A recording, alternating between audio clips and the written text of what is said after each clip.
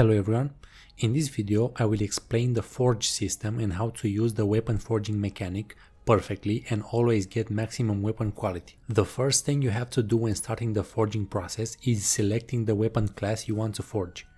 This will determine the shape you have to beat the metal into. For this video, let's go with the army sword since it's the easiest shape and the first weapon you unlock. Next, you will have to choose the various parts for your weapon. There are 4 parts you can alter for each weapon. These are the blade type, the blade's cross section, the shape of the guard and the shape of the pommel. Each weapon has its own particularities like damage type, durability, block and parry power, stamina and dodge cost, and additional stats like reach, weight, balance and speed. Any change in the 4 weapon parts will reflect in the weapon stats on the right side. For example, changing the length of the blade will increase the damage and the reach of the weapon, but will reduce the stamina, parry speed and attack speed. It will also cost more materials to forge. Now, for most of the weapon parts, you can choose between various steels, which will affect the weapon stats and the amount of coal required to forge the weapon. You can check the amount of coal required at the bottom left of the screen. The further you go on the steel quality pyramid, the more coal it is required to forge the weapon as the temperature rises. There are 4 zones on the steel quality pyramid and each of them has a certain temperature and coal requirement. The first zone requires 200 degrees, second zone requires 600 degrees, third zone requires 1000 degrees, and the last zone for the highest quality requires 2000 degrees. You will unlock higher steel qualities the further you progress in the game. Moving on to the cross section, which represents the shape of the blade. Each shape will come with its own stats increase, so choose the one suitable to your playstyle. The guard impacts your block power, the weapon's weight and balance, and your momentum. The pommel is similar to the guard and it impacts the same stats and also stamina and dodge cost. Once you are done choosing your weapon parts and steel quality for each part, it's time to press the forge button and start the hammering process. You will get a confirmation prompt showing you the total amount of materials it costs to forge the weapon. Pressing continue will prompt you with the forging memory option if you have already forged this weapon before. You can use your previous best forge stars rating to skip the hammering process. If it's your first time forging this weapon, you will be sent to the hammering process directly. When the hammering process starts, you will be given a weapon shape and a specific spread of steel.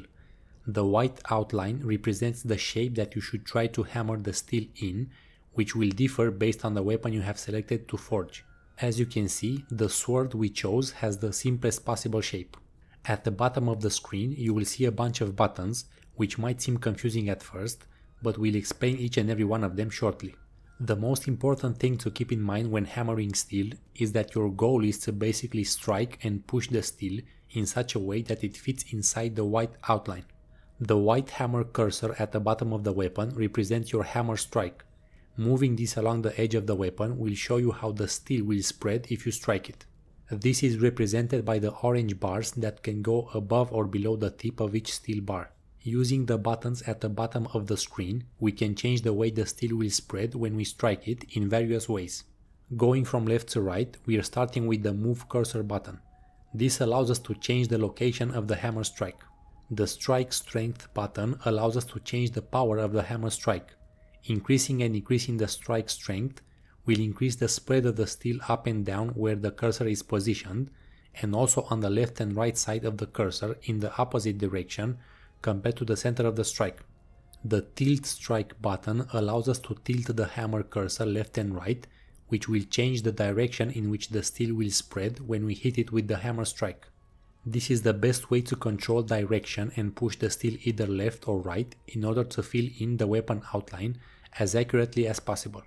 The Strike Width button changes the width of the strike, meaning it will increase the area on which the steel will spread when we strike it. This is the best way to flatten out the metal quickly and spread it over a larger area. The Preview Hitting button allows us to see the effects of hitting on the steel. Hitting is similar to striking the steel, except it pushes everything slightly towards the weapon outline, which can be helpful if you're very close to the shape already. Take note that hitting costs 5 points, while simply striking the steel only costs 1 point. Use hitting only when you know it will be enough to guarantee maximum stars. You can see the total amount of hit points you have available to finish the hammering process at the top of the screen. Once you run out of hit points, that will be the end of the hammering process and your weapon's quality will be determined. Your goal is to reach maximum stars before running out of hit points. The total number of stars a weapon has represents the amount of times it can be repaired, so you should always aim for the highest possible stars in order to keep your weapons longer before they get completely destroyed. Now let's do an example of hammering on the army sword. You can see that most of the steel is spread evenly on the left side of the weapon. Our goal is to press it down and to the right to fill out the white outline. There are multiple approaches, but we are trying to use the most efficient one to do it in the least number of hammer strikes. We are going to start off on the left side and keep pressing the steel down and push it to the right side at the same time. In order to achieve this, we will have to use the tilt strike button to tilt our strike towards the right. Next, we will have to adjust the strike strength in order to avoid pressing the steel down too much, since we don't want to go too much below the outline. We are also going to use the strike width button to spread the steel as evenly as possible and over a wider area with each strike to complete the process in less hits. Once we have reached a good balance between strike strength and strike width, it's time to strike the steel. We are going to keep moving to the right after each strike in order to match the white outline. Keep adjusting the strength and width of the strike and keep an eye on the orange preview to see how the steel will go up or down, and keep moving to the right. Think of the steel like you're molding some clay with a tool. Pressing it on one side will push it up on the other side.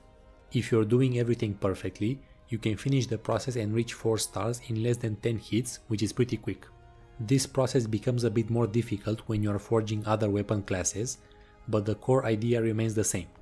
That would be it for this video. Let me know your thoughts down in the comments and if you'd like to see other videos for Blades of Fire.